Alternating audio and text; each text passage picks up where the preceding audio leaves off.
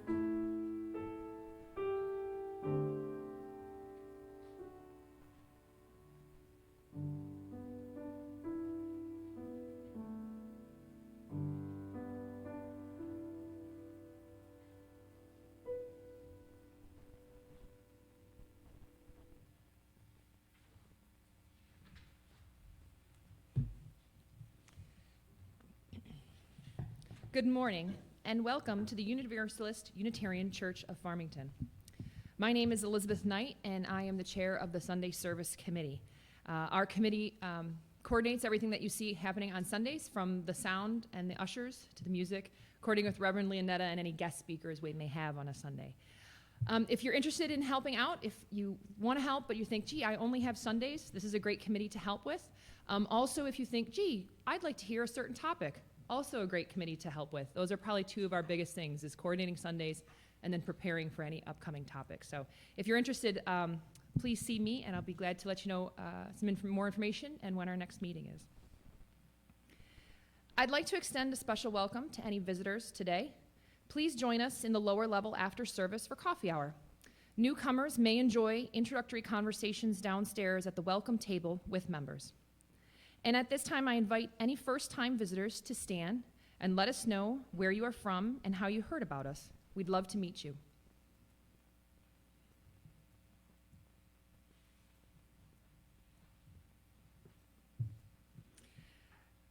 During the service, we have supervised nursery for babies and toddlers and religious education classes for children and youth. If you need more information, you can see our religious education coordinator, Natalie Case, for more information. And should anyone need to leave the service for any reason, there are 2 other locations in the building where our service is broadcast, and an usher can direct you. Our UU principles begin with our pledge to affirm and promote the inherent worth and dignity of all people. As we are a welcoming congregation, we welcome into our community people of all races, sexual orientations, belief systems, and ages, including any who are fidgety and create youthful noises. The little humans here represent our future, and we welcome them fully in our meeting house. We have a couple of announcements.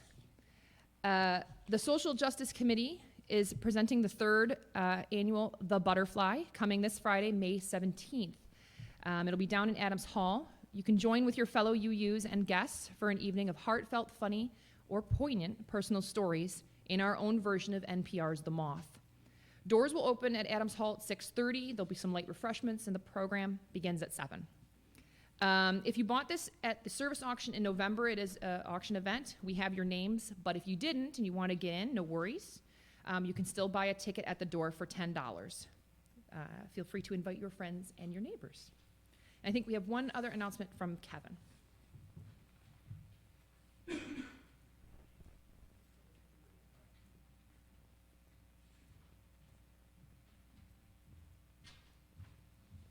Hi, good morning. I'm Kevin Smith. And I think I'm preempting Linda here, but I want to first of all remind everyone that we're having our annual congregational meeting next Sunday after service. And to go with that, there's both a proxy statement and absentee ballot. These forms are available in the office. If you're not going to be here next week, please grab one of these, and one allows you to vote on the slate of candidates, and the other one will allow somebody to vote on your behalf for other issues, the main one being the approval of next year's budget. Could I do, And one other thing, there is a pop-off immediately after, so bring your dish to share, and we'll have a celebration after we finish our business. could I do one? Liz, could I do one? Sure, yeah, come on up. My early music group is doing a benefit concert to benefit the church on May 26th. I'm bringing my harpsichord, and so we have oboe player and a bassoon player, and one of the bassoon players plays recorder too, and my sister's singing some cantatas. So hope you can make it. 3 o'clock.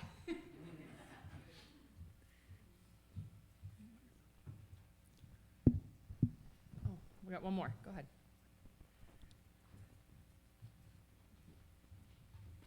Morning, I'm James. Next Saturday is our first adult board game night for those who want to attend. It starts at 5 p.m. We're going to go till about 9 o'clock. For any parents who want to bring their children, they're more than welcome. Just RSVP to me or Nathan Whitehead. Our emails are in the order of service, along with all the details there. Parents' cost for childcare is going to look like $30 per family right now, with the amount of kids that are coming that we know of so far. So just FYI. So hope to see everybody there. Bye. James? I don't usually ask questions. It's $30 per family to pay for childcare? Yeah. Okay. James and I are gonna talk about that. So that we can make it, affordable to more. Sure. Thanks. And as always, feel free to look in the back of your order of service for other announcements and take a moment to silence your cell phone.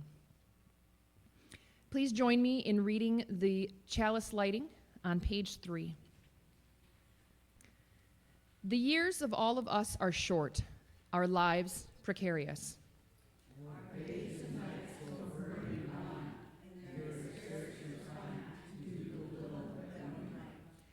Yet we find time for bitterness, for petty treason and evasion.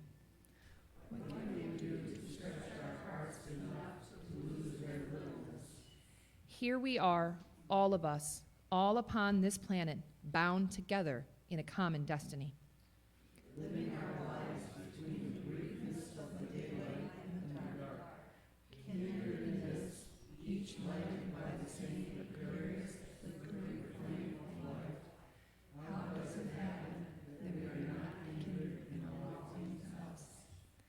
How strange and foolish are these walls of separation that divide us.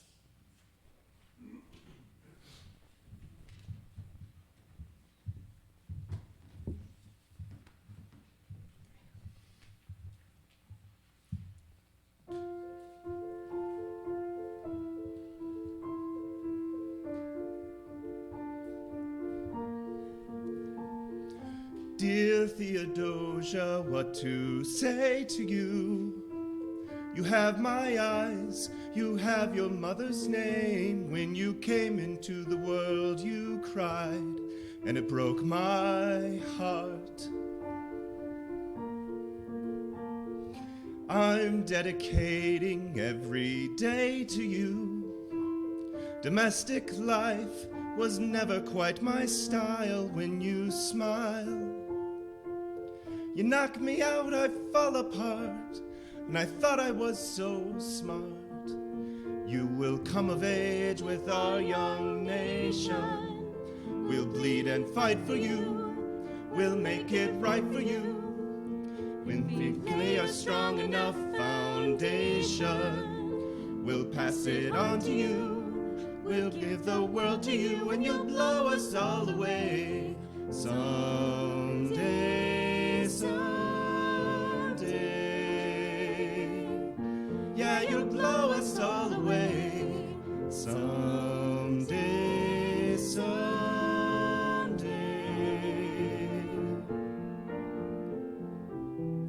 Oh, Philip, when you smile, I am undone.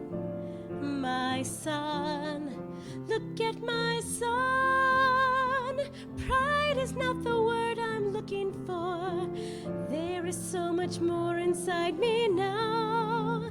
Oh, Philip, you outshine the morning sun, my son. And when you smile, I fall apart, and I thought I was so smart. My father wasn't around. My father wasn't around. I swear that I'll be around for you. I'll do whatever it takes. I'll make a million mistakes. I'll make the world safe and sound for you. You'll come of age with our young nation. We'll bleed and fight for you. We'll make it right for you. If we lay a strong enough foundation, we'll pass it on to you. We'll give the world to you, and you'll blow us all away someday, someday. Yeah, you'll blow us all away someday, someday.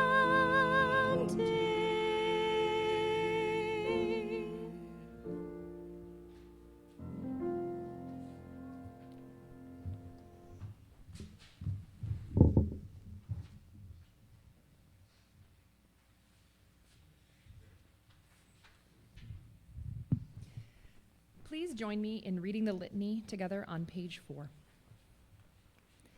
In a house which becomes a home, one hands down and another takes up the heritage of mind and heart, laughter and tears, musing and deeds. Love, like a carefully loaded ship, crosses the gulf between the generations. Therefore, we do not neglect the ceremonies of our passage, when we wed, when we die, and when we are blessed with a child. When we depart and when we return, when we plant and when we harvest. Let us bring up our children. It is not the place of some official to hand them their heritage. If others impart our children our knowledge and ideals, they will lose all of us that is wordless and full of Let us build memories in our children, lest they drag out joyless lives, lest they allow treasures to be lost because they have been not given the keys. We live not by things, but by the meanings of things. It is needful to transmit the passwords from generation to generation.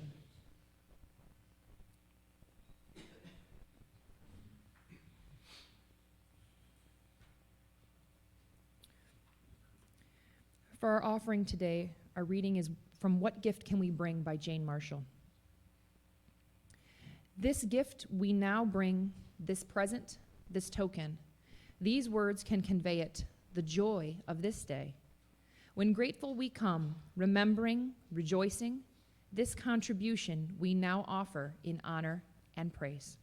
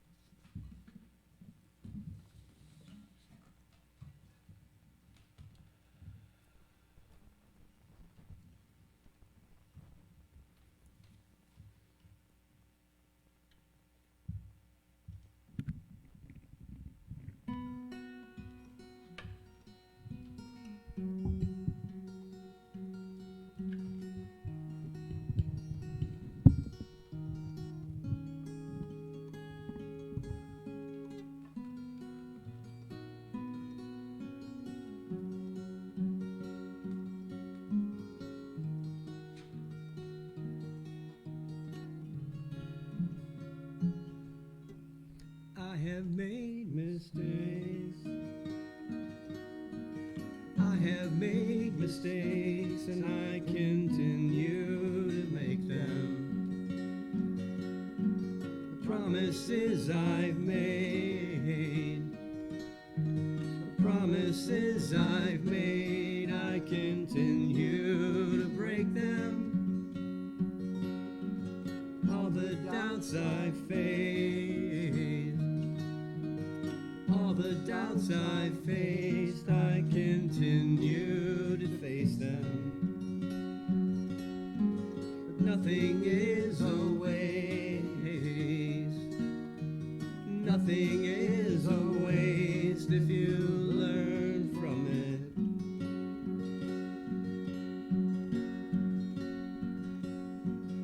And the sun, it does not cause us, the sun, it does not cause us to grow.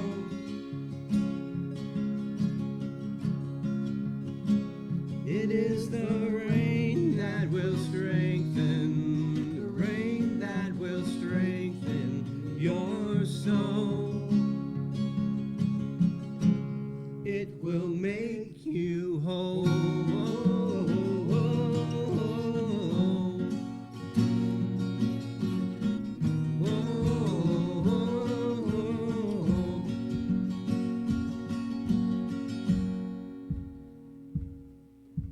We have lived in fear. We have lived in fear, and our fear has betrayed us. We will overcome. We will overcome the apathy that has made us. We are not alone. We are not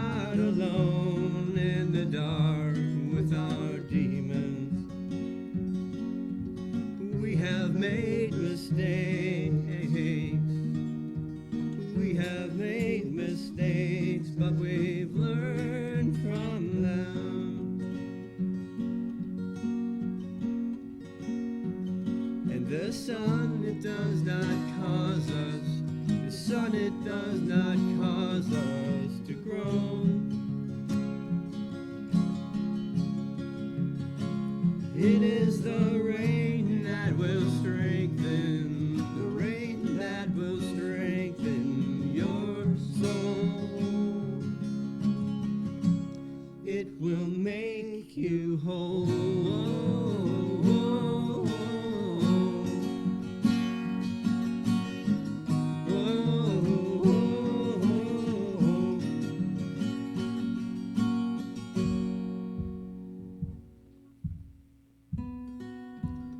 Oh, my heart, how can I face you now?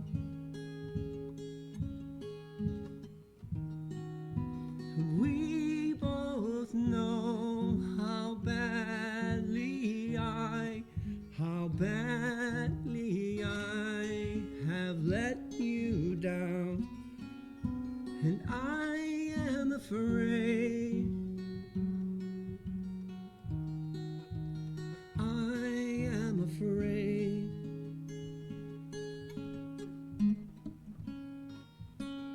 All that I've known fading away.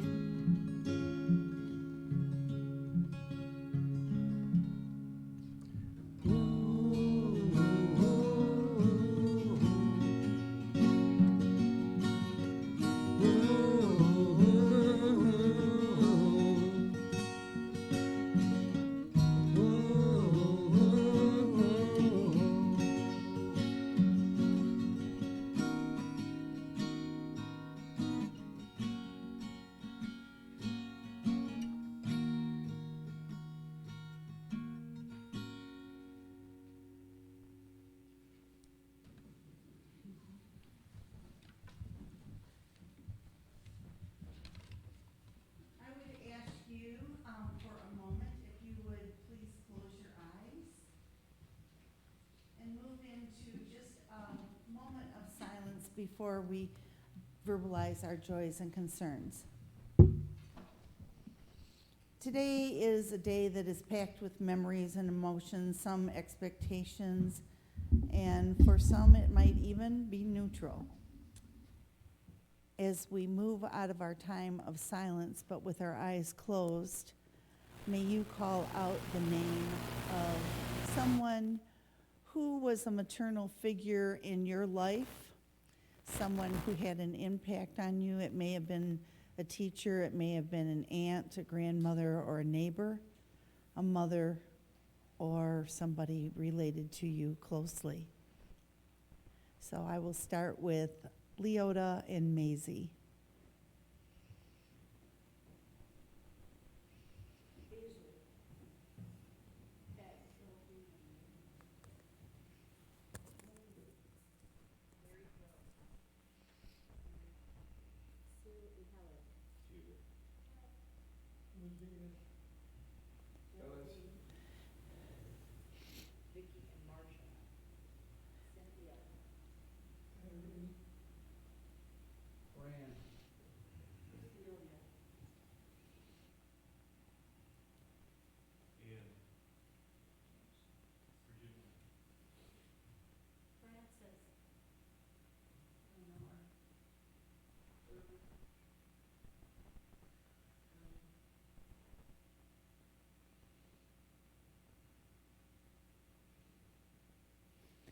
For all the ups and down roller coasters of emotions and connections, the relationships that made a difference in our life still carry us to this point in this time.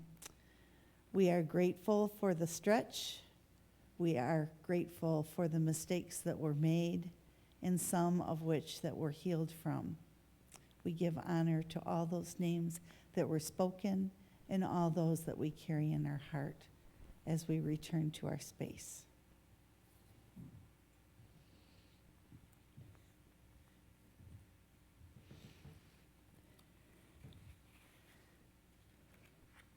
I hope that some of you this week had some joy in your mushy gardens and were able to get started on your plans for the summer. And I hope that the mushiness ends, which on, I think Tuesday, put it on your calendar. The sun's coming out.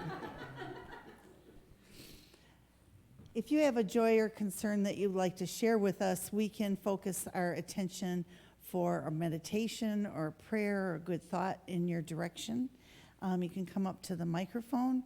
And if you're way in the back and you think you're going to share something, please come forward. Don't be shy. We need to be bolstered up by your joy and our hearts stretched by your sorrows. So I will start. We've had our grandson Max staying with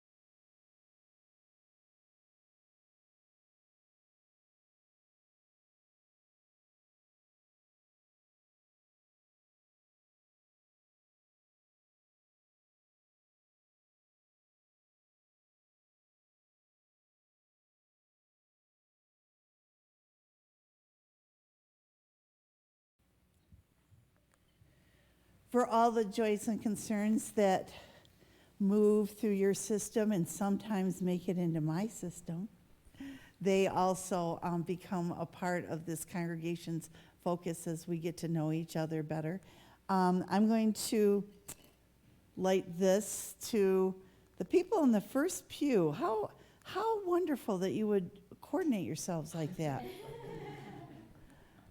These people are our singers and our guitar players and our music makers, and the pieces that they rose to the occasion to play today really reflect different perspectives of parenthood.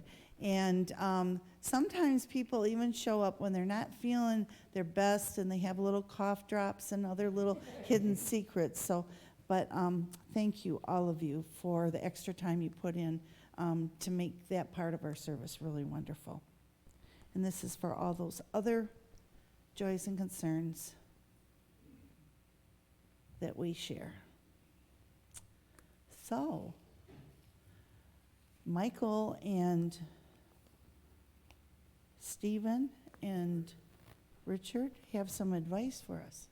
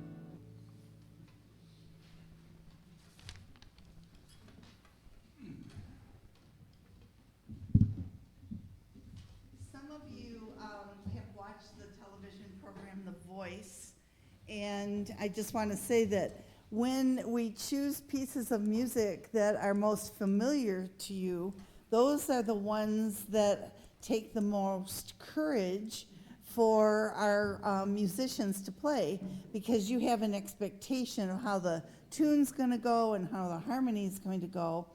Well, The Voice is kind of, you could have some lessons from Mother's Day on The Voice, because all the judges critique the singers like we're constantly critiquing our children, or if we're a grown-up child, our parents are still critiquing us if our parents are still alive. And so that critiquing goes on, but they also encourage the musicians to take a whole different approach to particular songs that are well known. And so I could have, I guess, used that as my metaphor for the whole sermon, because that's what we do with our children. We want to encourage them and critique them, but their harmonies and their song doesn't have to sound like anybody else's. And so we're glad that you guys took a little stretch there. I'll tell you later in our after-church debriefing service. Judith Voist wrote these words: "Severe separations in early life leave emotional scars on the brain because they assault the essential human connection. The parent-child bond which teaches us that we are lovable. The parent-child bond which teaches us how to love. We cannot be whole human beings. Indeed, we might find it hard to be human without that sustenance of the first attachment." So here it is, Mother's Day, and we, see the cards and the flowers and, shop at Jared's, right? And buy some twisty thing that means something new this year. And that's supposed to bring it on home to thank the mothers for all that they've done. But all of the relationships weren't perfect or aren't perfect, but they are our unique relationships. And that's what we're going to speak to today, not just how that relationship twists and turns, but how powerful biologically the meaning of that relationship is. Many of us are awash with a shower of emotions. Some of them feel good and warm and fuzzy, and some of them feel fuzzy and itchy and uncomfortable. That metaphor that I'm going to use today is both the warm and fuzzy part and the itchy and uncomfortable part. And so what I would like you to do is imagine that I remembered to bring 2 different socks up here. So see, hanging from my fingers, here's an itchy sock, and here's a Bombas sock. They're about $14 a pair. I think I've already done 3 ads. Are you guys catching that? We're sponsored by Bombas today, and The Voice, and somebody, and Jared, yes. So here's an itchy sock, and here's a nice, smooth Bombas sock. So this metaphor and this term is to connect to our character. We discover that there's a sameness, if you will, about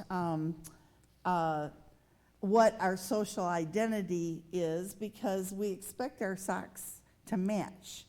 But imagine if, so this will be taking us all the way back for the multi-generational people. How many here have ever darned a sock yet? Okay. Now, darning a sock for you young folks doesn't mean that you take a sock and go, darn sock. You usually have to put a light bulb in it, right, to mimic the foot. Don't darn the socks on somebody's foot. So you put the light bulb in, and you try to reweave the little hole in the sock. Most of us know what we do from the year 1999 on if you get a hole in your sock, but you could save them. So each one of those repairs, if you will, creates your sock to look as close as possible to the original sock. However, the form of the sock is not going to be exact. And so there might be a little lump when you wear the sock right where you repaired it. There might be this new woolliness and new itchiness to it from the old sock. But that darn sock is actually very similar to the original sock because they're a pair. So this analogy is kind of like a mother and a child. You know, we see some similarities, but we also see some differences. And those differences are what makes you unique and important. And so some of us will say, well, I'm not at all like my mother or my father. And some of us are more honest, and when we're being a real PIA, do you know what that means? Okay, if you don't see me after the service, if you're being a real PIA to somebody, sometimes I can say, oh, I'm being just like my mom. Or this is one of the things that you'll come up with is you're maybe seeing trash around the road. My dad would always point that out, and if he had time, he'd get down out of the car and go pick it up. And I have that tendency, you know, I want to just clean things up and keep them nice and shiny as much as possible. So we are, yes, different than our parents, but there is also this connection and this sameness.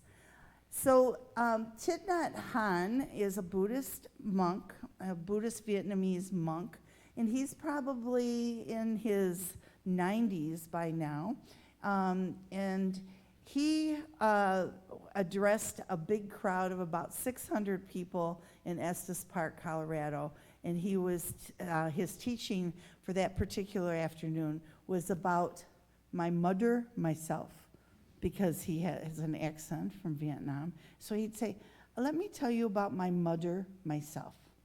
I was walking down the road one day and I looked into a bookstore, and there in the bookstore there was a book in the window, and the cover of it says, My Mother, Myself. And I took pause and I'm thinking, my mother, myself. I miss my mother. And I don't know how I could be connected to her because she's been gone so long. And I closed my eyes and I felt her in my heart. And then I remember my mother comforting me. And so when I needed comfort, I would comfort myself like she comforted me. And I would hold my own face in my hands. I'd like you to try that for a minute. Hold your own face in your hands. And I would feel the warmth and the connection to my mother. And you move your hands and there's a coolness, but that's always available to us. He also said that when do you have a certain relationship with your mother? Or when, actually somebody asked when he was going to die, what would happen to the Buddhist community in Plum Village after he died. And he would say this.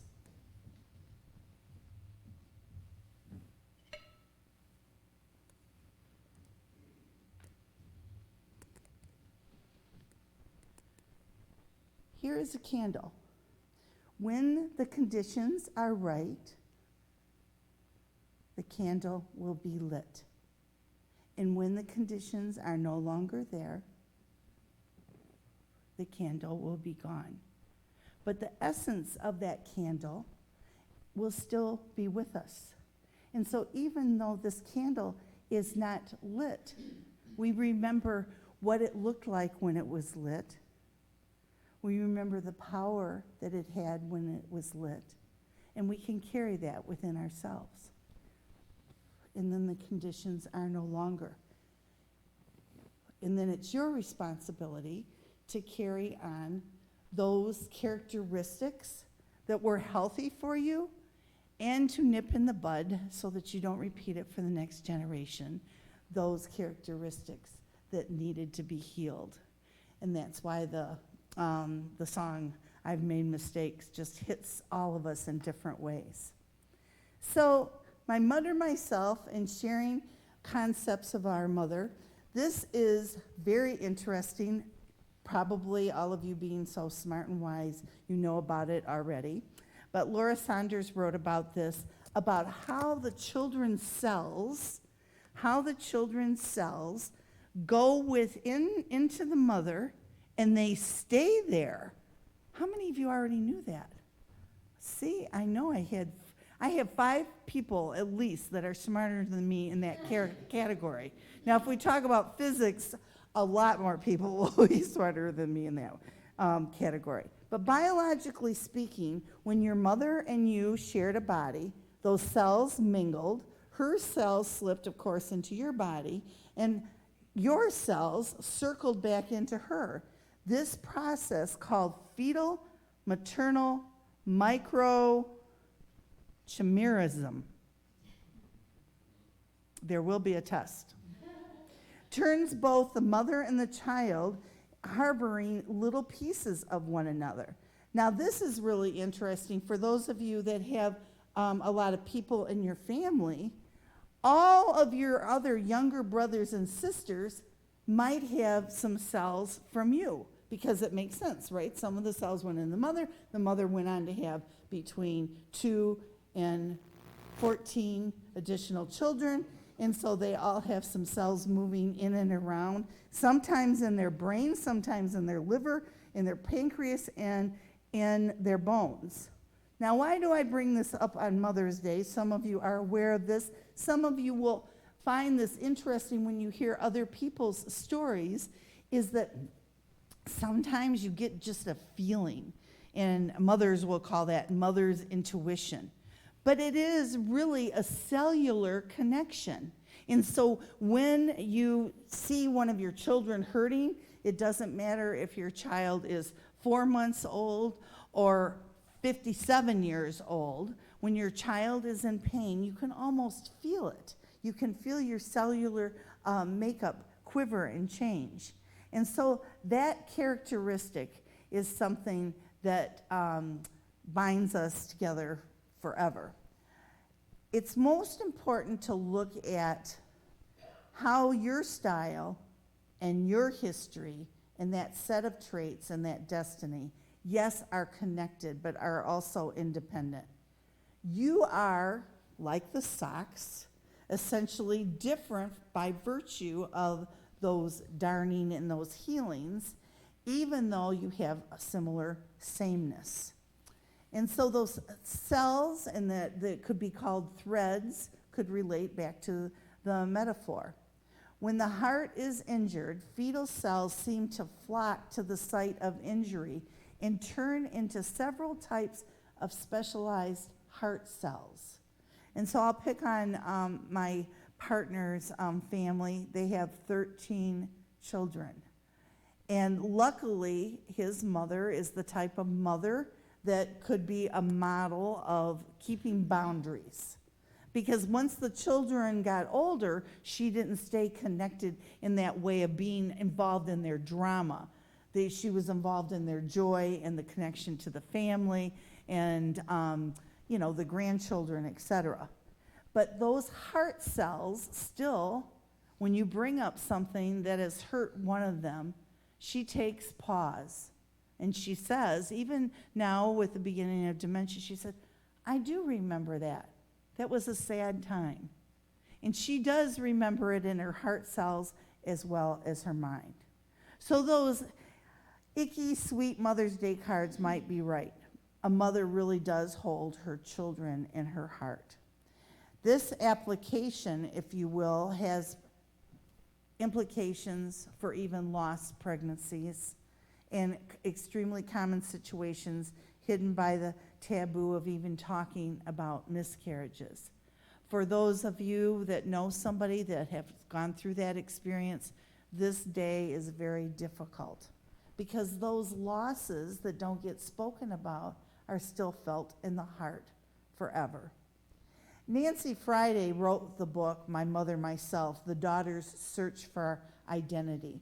And she wrote that the primary rule is always that a mother can't go wrong ever by encouraging her child after age 1.5 to be individuated and separated as much as possible.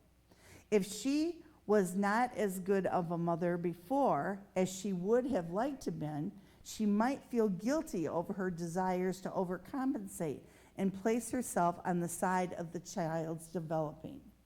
And so you could unpack that statement and you'd say, well, who's going to separate from their child at 1.5?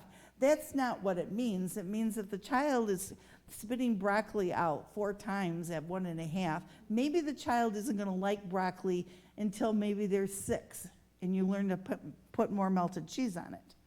And so you have to allow that child to unfold in their individuality and not be a carbon copy of you. And so the topic of guilt. I used to tell mothers and explain this to fathers, that when you have a child and you have the umbilical cord and they cut it and here's the baby and the baby goes out and gets individuated, and then within that umbilical cord there's some fine cells that go back, and that circulates within the mother's system for about 110 years as guilt. And so you're guilty over everything that child might do that goes wrong, but are you celebrating your connection and being overly proud of yourself for everything that goes right? Again, we're going to learn a little bit from the Buddhist right now.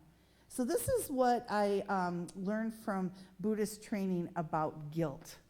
Now I want you, if you're falling asleep, wake up. What can I do to wake you up? Clap once, clap twice. And the lights didn't go off, so that's good.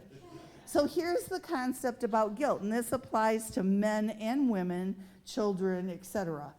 So if you're guilty, I'll put myself on the spot. If I'm guilty, and I'm going to take Paul because he's awake, and so I have to tell Paul a story during coffee hour about why I'm guilty. Paul, when my daughter was little and she came home from ballet, and I was one of those moms that had so many things on her plate, I left her outside the ballet studio for about 15 to 20 minutes because I had so many other things to do, and that's probably why she didn't graduate from college. So I have to tell Paul a whole story to prove why I did something wrong. And so Paul's entranced for a little bit with this story. But is the story about the child? The story is about me. And I have to take Paul's time up to convince him that I'm still guilty.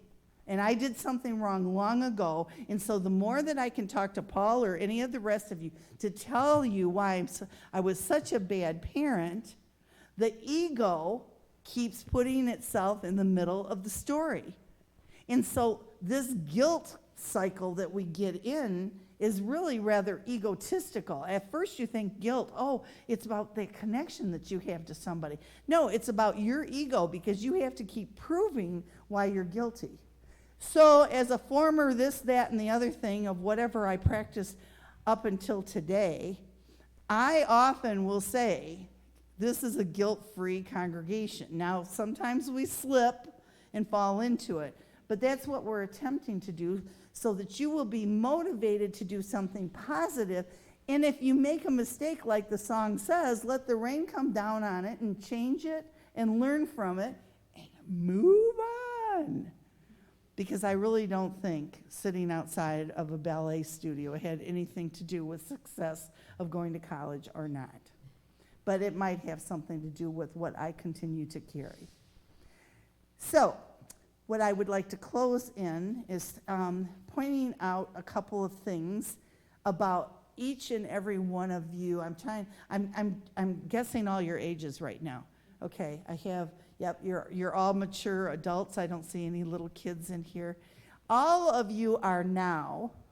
So I'm going to proclaim all of you. If you're a mother or an aunt or an uncle or a friend or a grandmother or a neighbor, you are all of that to all of the world. And so your human family just expanded. I don't have anybody to eat dinner with because my family. Yes, you do, because here we are. We're in your human family. And so this is a little story about how I decided I was in a human family. I went to the drugstore one day, and as I was checking out, the male cashier had a Band-Aid on his arm. And I said, "Oh, did you give blood today?" "No, I had a procedure." I said, "Oh, and you still have to wear the Band-Aid?" "No, I'm afraid to take the Band-Aid off." And I said, "Do you mind?" So he put his arm out, and I did just what I do with my kids. I went, 1, 2, 3, 1, 2, 3, 1, 2, 3. He was my son in the human family. He smiled. He was happy. His Band-Aid was gone. And that was one more proof that I could expand into doing what needs to be done by asking permission first, of course. And so no matter what your relationship is with the world, it's going to be up to you how you use those characteristics that you've either shed from when you were growing up or you have kept. And so Nancy says this, Nancy Friday, from My Mother Myself. Her mother told her this: "I feel closer to your age in some ways than I do my mother's."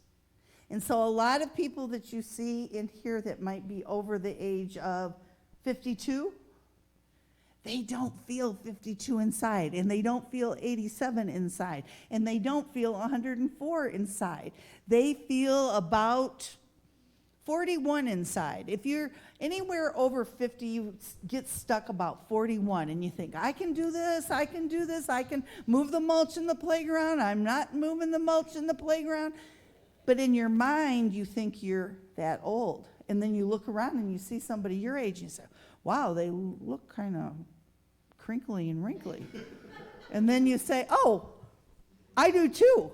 But the mind is of a different age. And so Nancy Friday's mother told her that I don't feel to be that serene, divine, earthy certainty that you're supposed to feel when you're a mother.